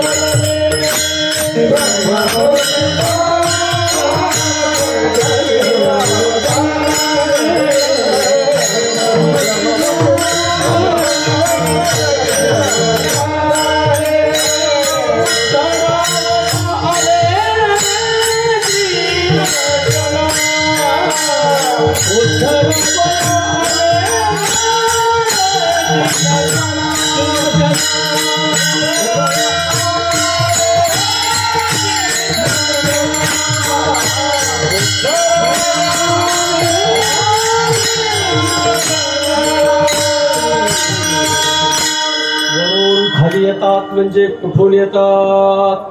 संत राहतात कुठे. संतांचं राहण्याचं मूळ ठिकाण कोणतं आहे. दुसऱ्या अध्यायाचा शेवटचा श्लोक. एषा ब्राह्मी स्थिती ब्रह्ममूर्ती ब्रह्मस्वरूप हे त्यांचं मूळ मुद्दल स्वरूप आहे. आम्ही वैकुंठवासी, आम्ही वैकुंठवासी, आम्ही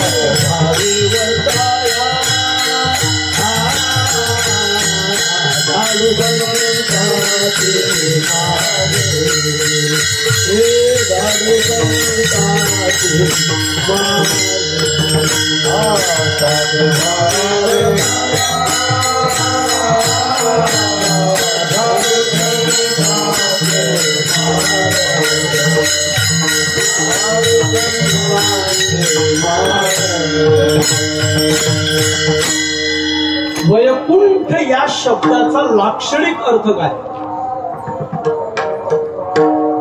माझा प्रश्न आहे. वैकुंठ शब्द वैदिक वाङ्मयामध्ये किंवा संत साहित्यामध्ये स्थलवाचक आहे का स्थितीवाचक? वैकुंठ शब्दाची योजना संत साहित्यामध्ये स्थितीवाचक आहे का स्थलवाचक आहे?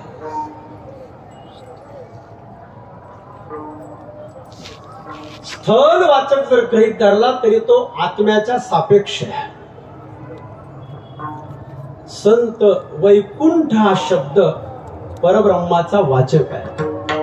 शुद्ध चैतन्य स्वरूपाचा निर्देश करणारा संत परब्रह्म स्वरूपामध्ये असतात. येणे बोधे आणि त्या बोधावरून ते देह भावावर पारमार्थिक सत्तेतून व्यावहारिक सत्तेमध्ये येतात. ते अवतार तुम्हा धरा या कारण ते आले. स्वतःचा व्यक्तिगत कुठलाही स्वार्थ नाही. अवताराला देवही येतो आणि संतही येतो. प्रयोजन एक आहे, कार्य करण्याची प्रणाली भिन्न आहे. देव अवताराला येतो, कार्य करतो, भक्तांचं संरक्षण, दुर्जनांचं पारिपत्य.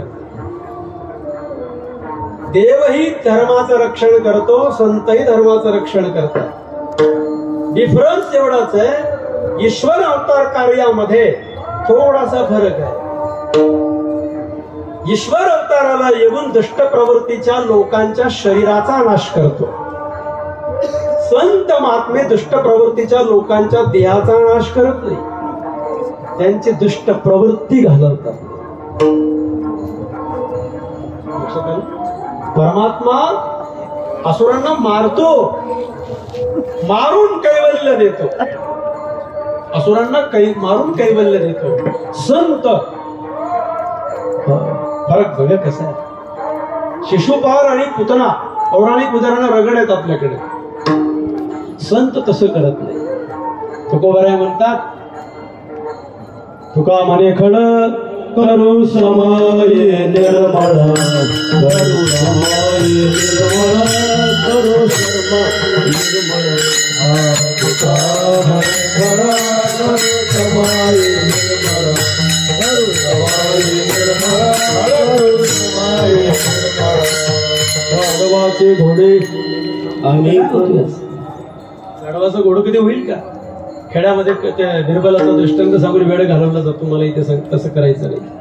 प्रवृत्ती बदलवतात संत महात्मे. प्रवृत्ती बदलवतात, डीएनए बदलवतात, आतमध्ये संक्रमण करतात. काय करते संस्था? आमची संस्था इंटरनल चेंजेस करते, आतमध्ये परिवर्तन करते संस्था. हे असं ऐकलंय की वारकरी शिक्षण संस्थेच्या प्रभावामध्ये कुठल्या तरी महोत्सवामध्ये महाराष्ट्राचे मुख्यमंत्री आलेले होते आणि गुरुवर्य ब्रह्मलीन मोठे बाबा असं म्हणाले त्या मंत्र्यांना की तुम्ही गरीब लोकांना घरं बांधून देतात, परंतु त्या घरात राहायचं कसं हे तुम्ही शिकवत नाही. त्या घरात राहायचं कसं हे आमची संस्था शिकवते. माणसातला माणूस पण डेव्हलप करण्याचं काम आमची संस्था करते. संत काय करतात, संतांची कार्यपद्धती काय, प्रत्यक्ष प्रॅक्टिकली संत शिकवतात. करोणी सायास आतमध्ये बदल करतात, बुद्धीचा अनुकूल दिशेने पालट करतात संतवाद. पुढे मी उत्थान शब्दावर ते बोलणारच आहे. संत महात्म्यांना अवतार कार्यामध्ये पहिली आठवण जर कोणाची होत असेल तर जे नारकीय जीव आहेत, जे यमाच्या पंथाने निघालेले आहेत, ज्यांच्या जीवनाच्या उद्धाराची सुतराम शक्यता नाही, जे गळ्यापर्यंत भवनदीमध्ये बुडालेले, पंचमहापातकी विश्वासघातकी ऐसे या पतिता करावे सनाथ पूर्वी माझे अर्थ. नामदेवरायांचं प्रमाण आहे. पुंडलिकाला विचारलं, पुंडलिका काय पाहिजे तुला? देवा, तुझ्या दर्शनाला जो कोणी येईल ना देवा, तो जसा असेल त्याला तसा स्वीकार. मोड पापी वैसे तैसे. प्रवृत्ती बदलतात संत महात्मे. आता त्या उद्धाराच्या प्रोसिजर मध्ये, त्या प्रक्रियेमध्ये कोणकोणते घटक येतात? उद्धरावे. उद्धार या शब्दाचा मूळ अर्थ, मूळ शब्द आहे उत्थान.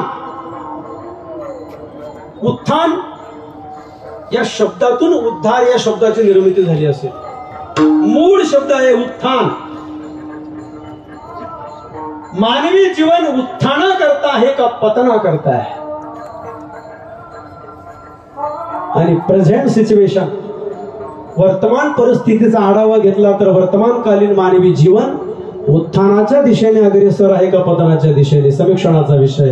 विठला विठ्ठला विठला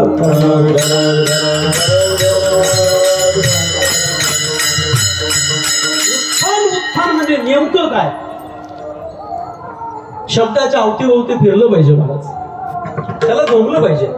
संतांना अपेक्षित असलेला भाव त्यांना हात जोडून विनंती केली पाहिजे, तुमच्या कृपेनेच आम्हाला हे कळेल.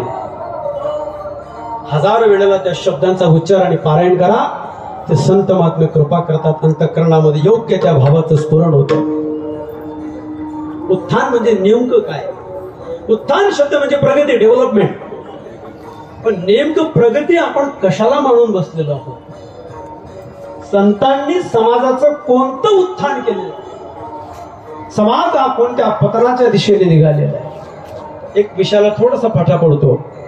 मानवी जीवनाचं उत्थान आणि पतन हे संगतीवर डिपेंड आहे.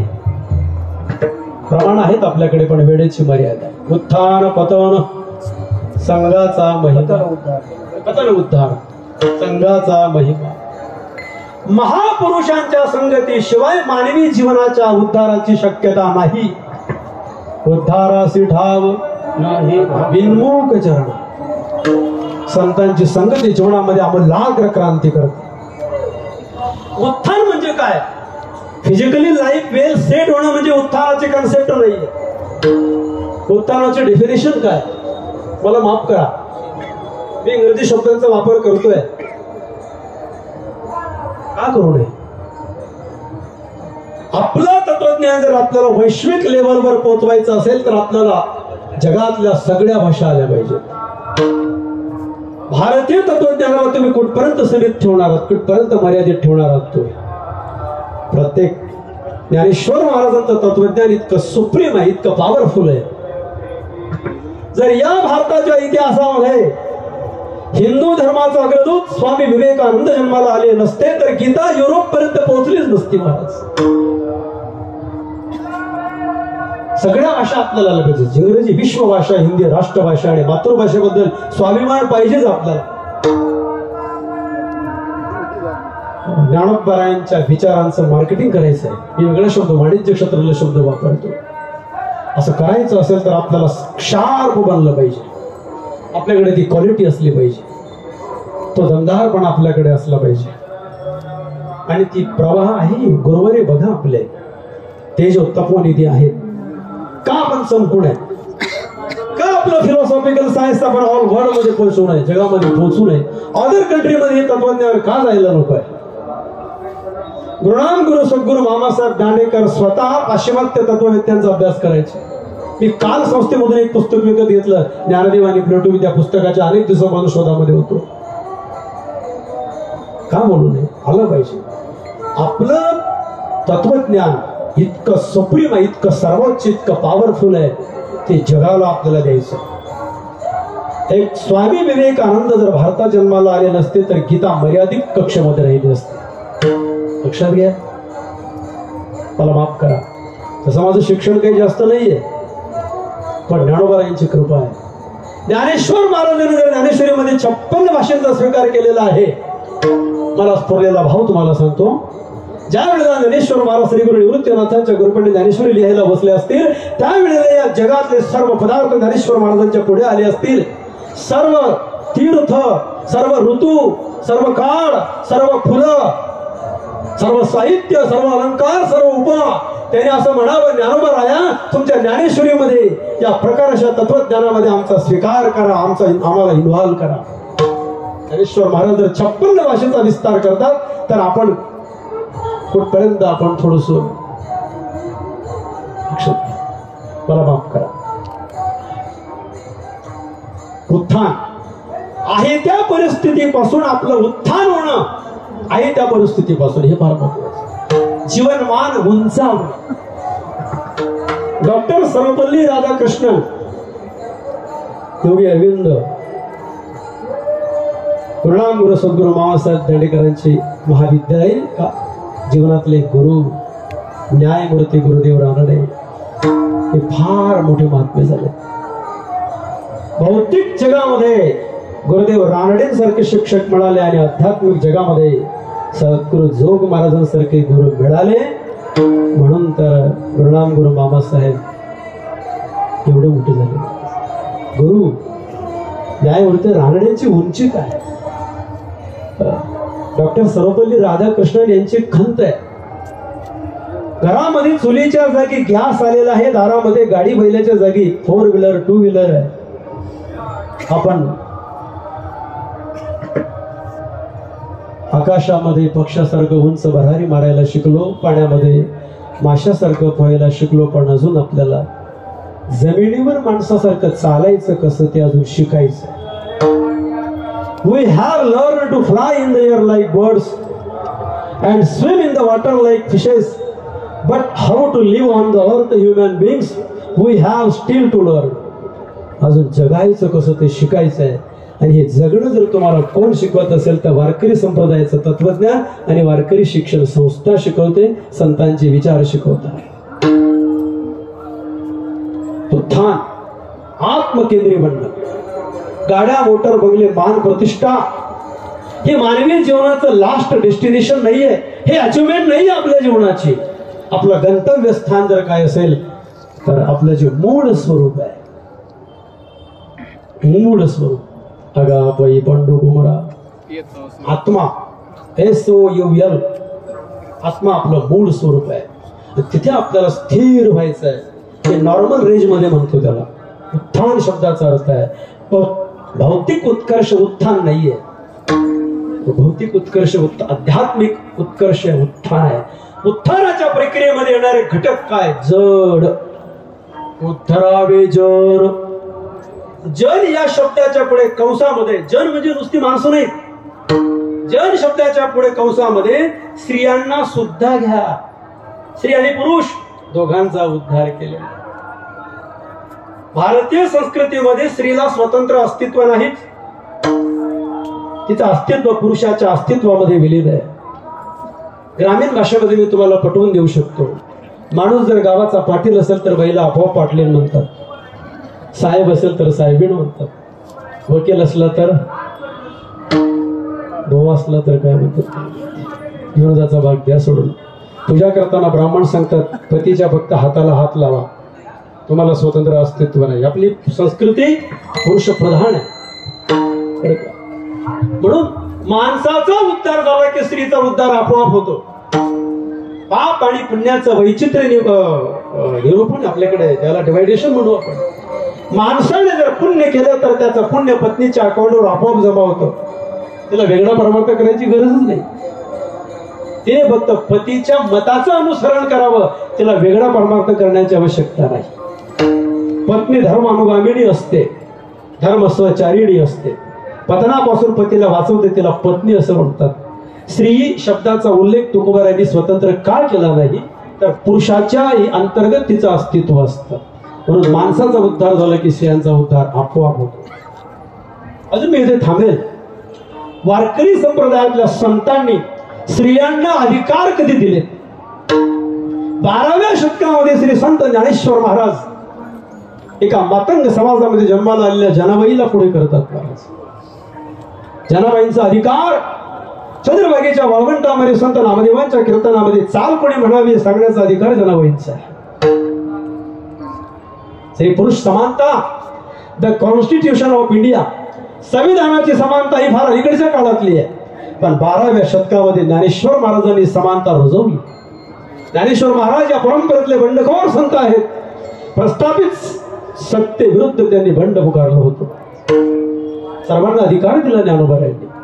पुराण काळामध्ये जशा गार्गे आणि कात्यायनी नावाच्या स्त्रिया झाल्या तशा 12व्या शतकामध्ये संत मांदियाळीमध्ये स्त्री आहे. पण स्त्रियांनी ज्ञानोबारायांच्या काळामध्ये अतिक्रमण केलं नाही. आपल्या कक्षेच्या बाहेर त्यांनी पावलं टाकले नाही. वर्तमान काळाबद्दल मला बोलण्याची परवानगी व्यासपीठ मला देत नाही. स्त्रियांचा उद्धार केला. स्त्रियांना वेगळं उत्थानाची गरज नाही. पुरुषाचा उद्धार झाला की तिचं, कारण स्त्रीला आधाराची आवश्यकता आहे. पंडित वेल आणि स्त्री ही विना आश्रया न शोभते. तिला सर्व काळामध्ये आश्रयाची आवश्यकता असते. उद्धरावे जन जड अचेतन पदार्थांचा ज्ञानेश्वर महाराजांनी उद्धार केला. आळंदीला आल्यानंतर माणसं भिंतीच्या पाया पडतात. भिंत पाया पडण्या योग्य झाली. पूर्वीच्या काळामध्ये ते भिंत मातीची असेल. खेड्यातले माणसं ज्या वेळेला आळंदीला यायचे त्यावेळेला त्या भिंतीची पोपडी काढून घरी नेत असतील, म्हणून मला असं वाटतं नगरपालिकेने तिला सिक्युरिटी दिली आहे. भिंत पाया पडण्या योग्य झाली. अजून सांगू, जड जड अचेतन पदार्थाचा उत्थान केलं ज्ञानेश्वर संतांनी. जीवा जीव या शब्दामध्ये तर यावत प्राणी मात्र आणि यावत मानव मात्रांचा समावेश आहे. विठला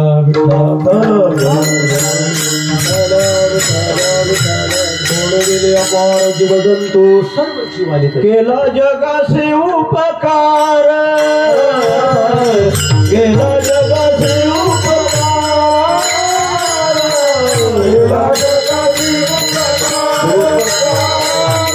केला जगाचे उपकार,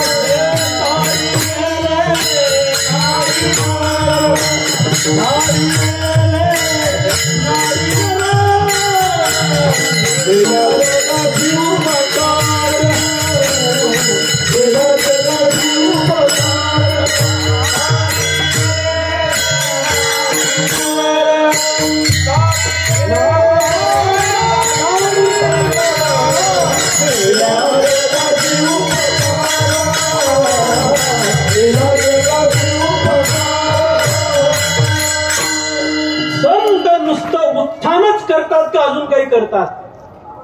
निकोप समाज व्यवस्थेकरिता समाजामध्ये 6 गोष्टी नित्य वर्धिष्णू असल्या पाहिजेत. त्या 6 गोष्टींचा उच्चार तुकोबाराय अभंगाच्या 3ऱ्या चरणात. सुख वाढावया. वाढावया शब्द कॉमन आहे. वाढावया सुख, वाढावया भक्ती, वाढावया धर्म, वाढावया कुलाचार, वाढावया. एक सूत्राचा विस्तार करता येऊ शकतो. सुख, कोणतं सुख संतांनी वाढवलं? आत्म्याच्या आणि परमात्म्याच्या मिलना 2 ओव्या पर्याप्त आहेत. तरी सुख ते गा किरीटी किंबहुना असो. असं सुख संतांनी दिलं ज्या सुखाची मर्यादा करता येत नाही. देशे काले खेळाडू. एखाद्या सिद्धांताचं पुष्टीकरण दृढीकरण करण्याकरता अन्य संतांच्या प्रमाणाची पुष्टी घेण्याची प्रथा आपल्या परंपरेमध्ये. फॉर्म्युला म्हणून 1-2 पुरे झालं. एखाद्या सिद्धांताचं दृढीकरण करायचं असेल तर त्याला प्रमाण काय? प्रमाण वाचून बोलू नये, ही आपली परंपरा आहे. म्हणून एखादं प्रमाण आवश्यक आहे. सुख वाढावया सुख भक्ती. संतांनी भक्ती कोणती वाढवली? मेंढरी भक्ती नाही वाढवली. एक मेढी निघाली की चालली दुसरीकडे. अलग लक्षात वाढा. प्रत्येक शब्दाला मला थांबता येईल पण वेळ मर्यादा आहे. 2 मिनिट संप्रदायपूर्वक भजन करू. एक 5-7 मिनिटांमध्ये मी थांबण्याचा प्रयत्न करेल. विठोबार कुमारी, विठोबार कुमारी, विठोबार कुमारी, विठोबार कुमारी, विठोबार कुमारी,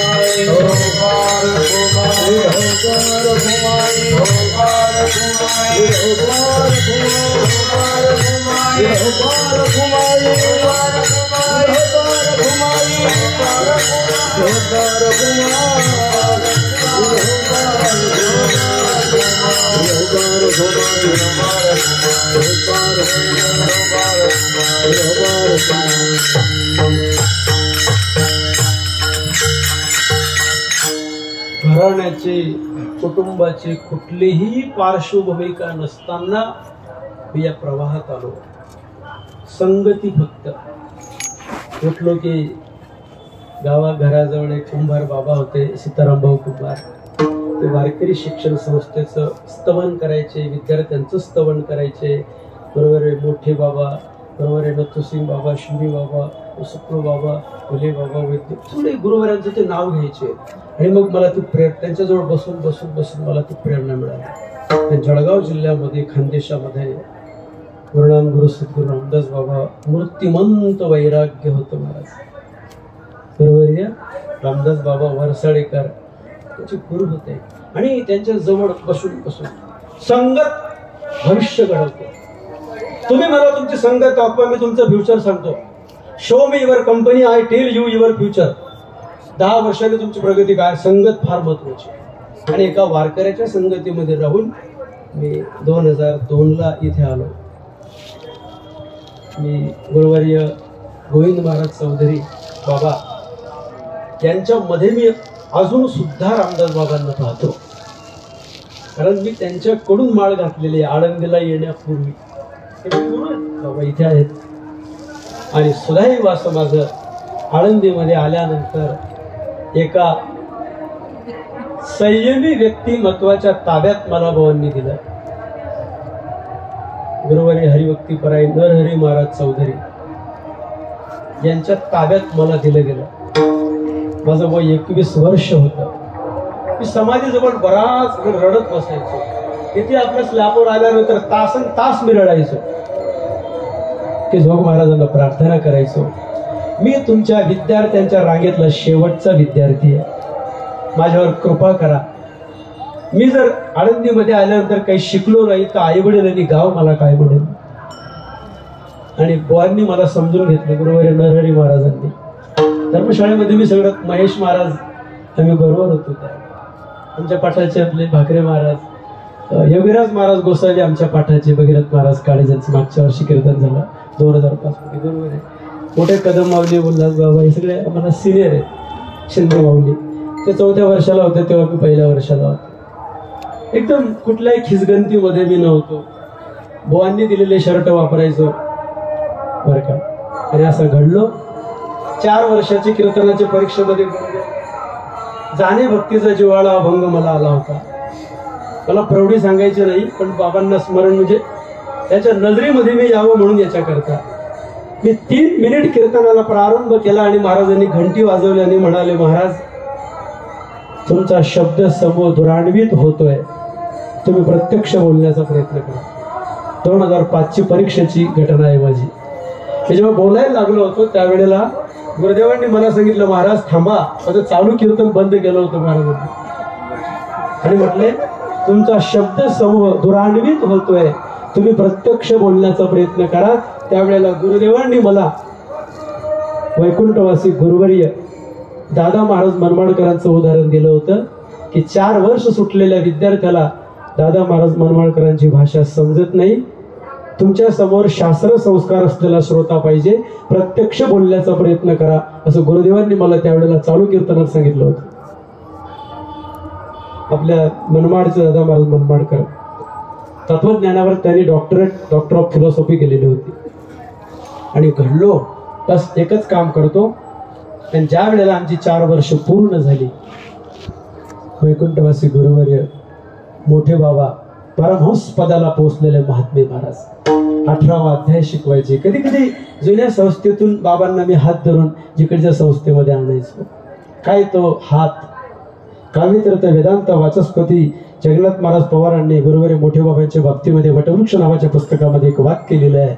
ओजस्वी परंपरेचा तेजस्वी हिरा.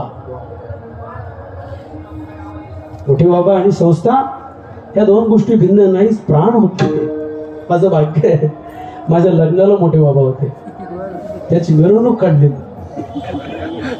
माझं भाग्य आहे मला. आणि माईक घेऊन बाबा बोलले, अरे तो आता कीर्तनकार झाला बरं का, जोडून याद.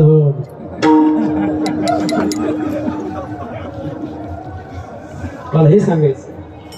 मला बाबा एकदा गुरुवारी गोविंद बाबा पाचोरेकर तिथे कीर्तन होतं पाचोरला. बाबांनी असं मागे बसून कीर्तन ऐकलं. मला म्हटले, तू फार अस्खलित बोलतो.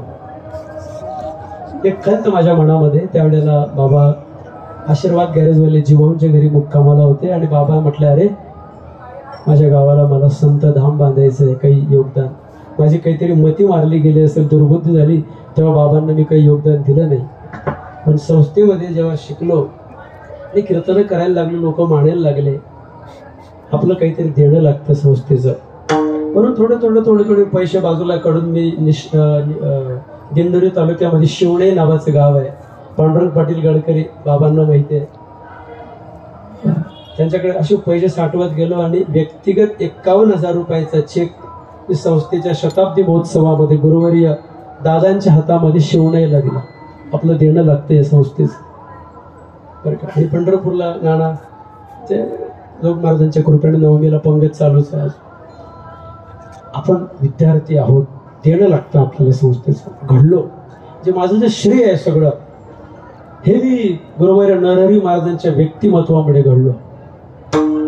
अजून सुद्धा आम्ही जेवढे विद्यार्थी बुवांकडे शिकत अजून सुद्धा आम्ही त्यांना घाबरतो. त्याच्या व्यक्ती बाबा बरोबर बबन बाबांनी मला एक गीता दिली होती. त्यावेळी तुला आळंदीला राहायचं 4 वर्ष. आणि अजून तुम्हाला विद्यार्थ्यांना सांगतो, आमच्या वेळेला थोडंसं उत्तेजनार्थ घट होता आणि कीर्तन केलं. तद बुद्धैस तदात्मानस या श्लोकावर प्रवचन केलं. त्यावेळेला मला वाटतं नाना होते आणि दुबे सर होते परीक्षक. ते म्हटले होते, हा विद्यार्थी उकिरड्यात पडलेला हिरा आहे. असं मी माझी प्रौढी करत नाही. आणि त्यावेळेला उत्तेजनार्थमध्ये प्रवचनात मला 1 नंबर दिला होता आणि उत्तेजनार्थमध्ये कीर्तनात 6 नंबर आला 2005 मध्ये. अशी संस्था आहे. बस उरलेलं आयुष्य, शेवटचा श्वास जोग महाराजांच्या चरणी. मी असं म्हणेल, कदाचित पुढचे अनंत जन्म घ्यावे लागलेत तर वारकरी संप्रदायाचीच मी पायीक होईल. गुलाबराव महाराज मादानकर असं म्हणतात, जगामध्ये अनेक तथाकथित संप्रदाय आहेत पण वारकरी संप्रदायासारखा पंथ नाही, कारण तो फार मोठ्यांनी स्वीकारलेला पंथ आहे. खरं म्हणजे गुलाबराव महाराजांचं मत असं आहे, वारकरी पंथाला पंथ नाव संकोचित करणार आहे, त्याला विश्वधर्म असं म्हटलं पाहिजे आणि तो विश्वधर्म होणार आहे. माझी वेळ संपली. जे घडलं, जे शिकलो, प्रामाणिकपणे शिकलो.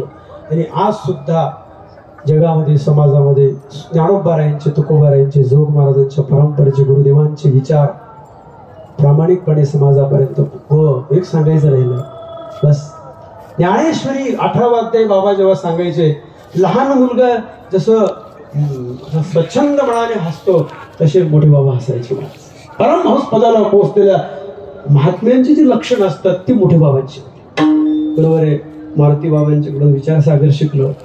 ज्या वर्षी पाठाला आलो त्या वर्षीच गुरुदेव नत्तूसिंग बाबा आणि शिंपी बाबांचं निर्माण झालं होतं. एकच पाठ जुन्या संस्थेमध्ये. शिंपी बाबांचा फक्त एकच पाठ ऐकला. बरोबर नत्तूसिंग बाबांचा एकच पाठ ऐकला जुन्या संस्थेमध्ये. नंतर मग त्यांच्या श्रवणाचा योग आला नाही. बरोबर आहे. निकम बाबा एकदा त्यांनी पाठामध्ये काहीतरी चुकलं होतं, पाठीवर जोराने मारलं. आनंद वाटला, डोळ्यातून अश्रू आले, पण गुरुदेवांचा हात पडला पाठीवर, हा प्रसाद मिळाला. ताकद होत नव्हती बरोबर भोले बाबांच्या रूम मध्ये जाण्याची, त्यांच्या नजरेला नजर भिडवण्याची.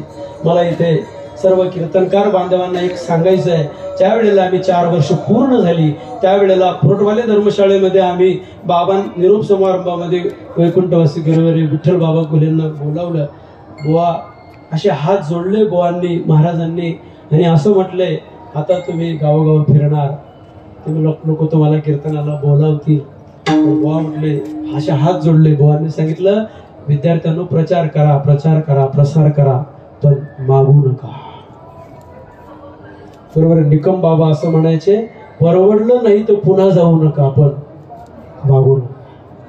हृदय भरून येते. एवढे मोठे उंचीचे अधिकारी पुरुष, त्यांना किती काळजी आहे आपल्या संप्रदायाची. काय बोलण्यासारखं आहे.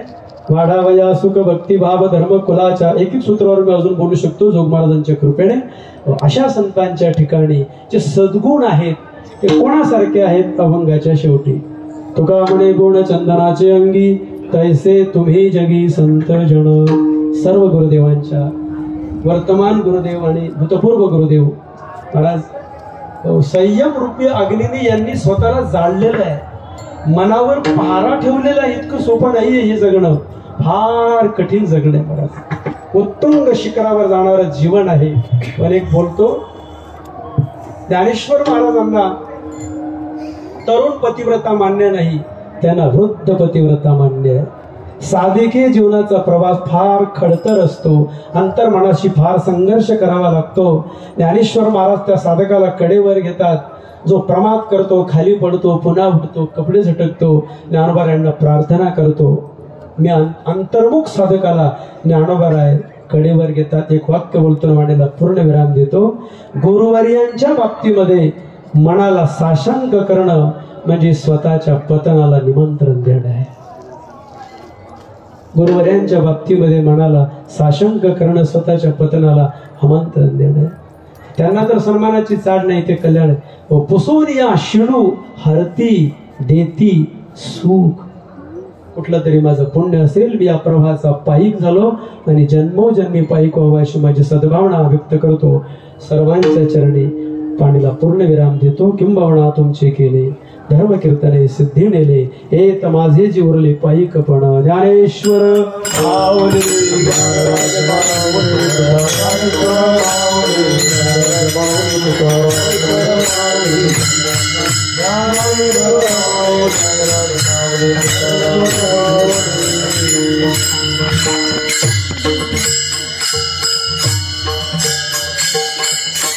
राम